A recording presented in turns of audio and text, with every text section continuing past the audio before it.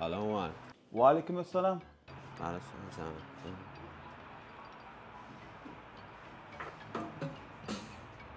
Ne açtın abi? Hoş geldiniz. Hayfın okuyup geldi. Şu cağaşşan bakat ne açı? 730. Manat mı? Yok. Bas qara qoz yollokan kalon kalk gellitta oyun mara. Tüys değil yani nasıl? İyi uluyumuz. Karaşım sen şunu bana 700'e ver ya. İyi bol ya ne? Basık diyen var. Ya ne? Çeğe de mung dip ya ya. On beytmeyin ne? Dinle bana ha men başlan yağdayım bilem son diye. İyi bol ya on yarak kursa kömü öder.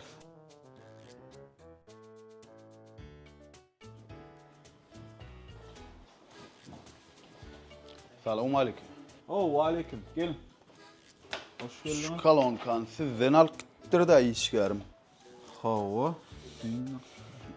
İngul kalon ka diýsem şunu alktır mundan ulfy ýokmy? İyi uluyumuz nasıl?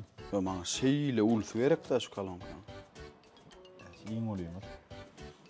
Yo bolmaýa onda sen bu jagasy ýygyny alyp maňa pulny beräýsen ay. Ne de çeýim.